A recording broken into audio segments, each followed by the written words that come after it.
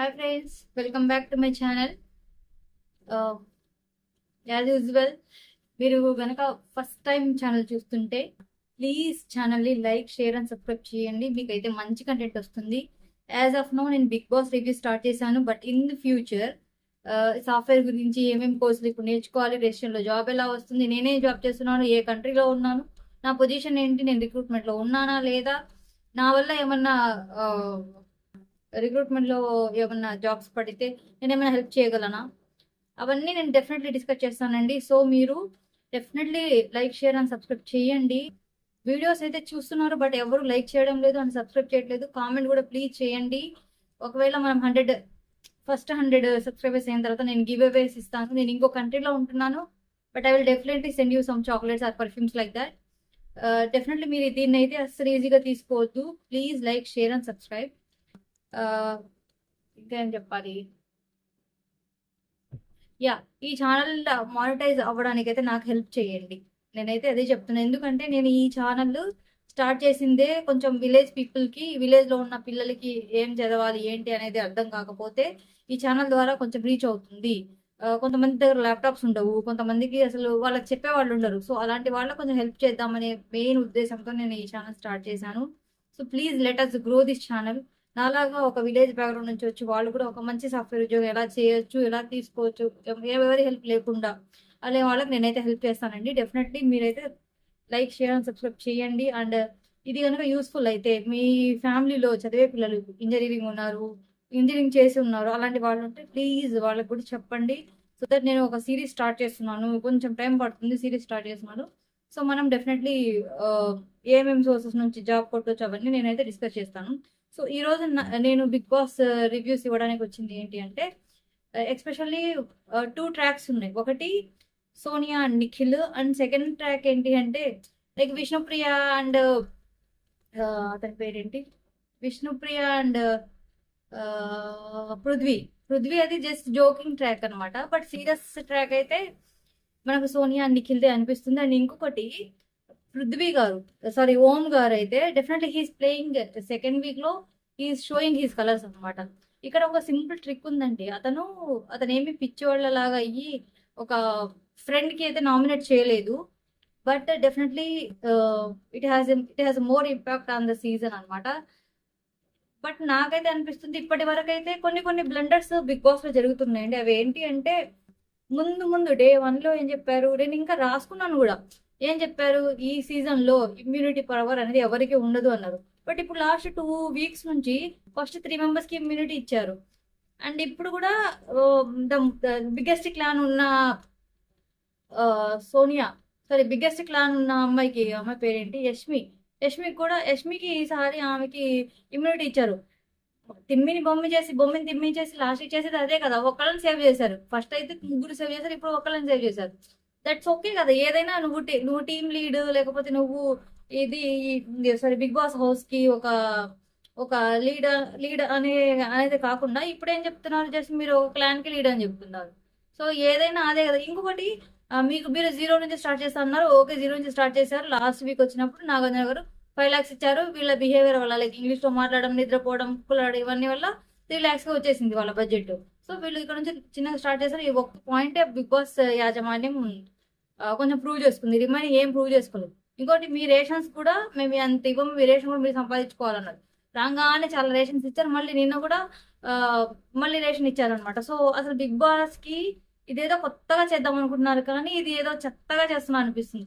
నాకైతే first week లో వీళ్ళు గొప్ప, వీళ్ళు తక్కువ అని అయితే నాకేం అనిపించలేదు. ఏమో మొత్తం కొంచెం ఇంట్రెస్టింగ్ క్యాండిడేట్స్ లేరు అనిపిస్తుంది. ఇప్పటికీ ఇది నా ఫీలింగ్, ఇంట్రెస్టింగ్ క్యాండిడేట్స్ లేరు అనిపిస్తున్నారు.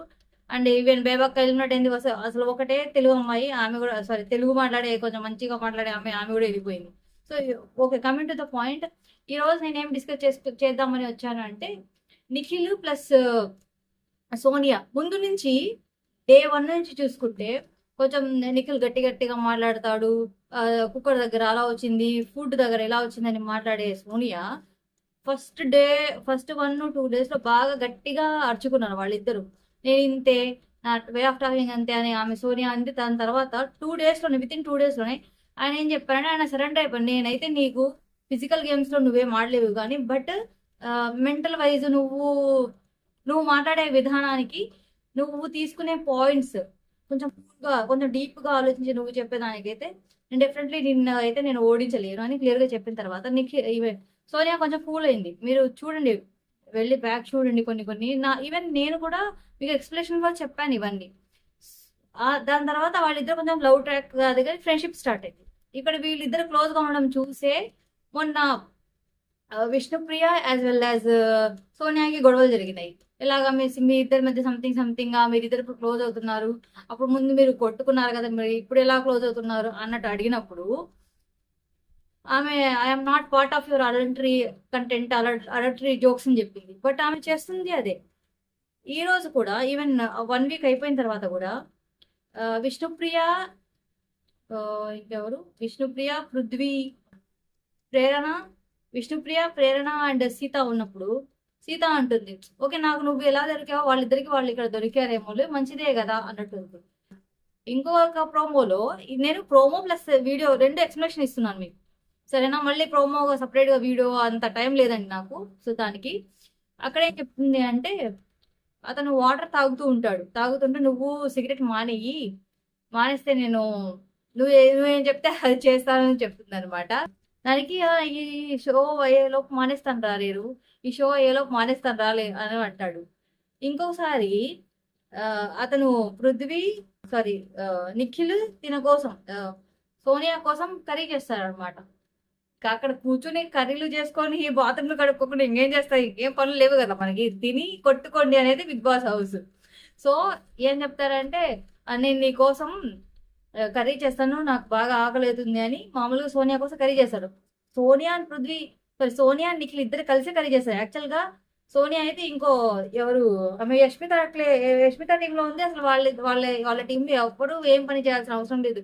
బట్ ఎప్పుడెప్పుడైతే నిఖిల్ కష్టపడుతూ ఉంటాడో అక్కడ సోనియా వచ్చేసి హెల్ప్ చేయడం జరుగుతూ ఉంటుందన్నమాట. ఇంకా ఇది ఫ్యూచర్ లో ఎలా అవుతుంది అంటే, డెఫినెట్లీ వాళ్ళిద్దరూ ఒకటవడము, వాళ్ళ లవ్ ట్రాక్ స్టార్ట్ అవడం ఆల్రెడీ ఇప్పుడే స్టార్ట్ అయింది.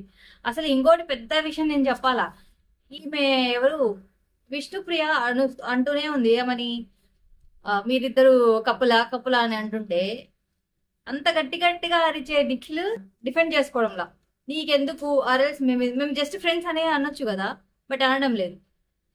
ఆర్ఎల్స్ ఈమె కూడా సోనియా కూడా I'm not part of your adultery content అంది తప్ప మా ఇద్దరి మధ్య ఇది ఉంది. ఆర్ఎల్స్ మా ఇద్దరి మధ్య మేము ఫ్రెండ్షిప్ జస్ట్ ఒక మంచి ట్రూ బాండ్ అది కూడా అనడంలా.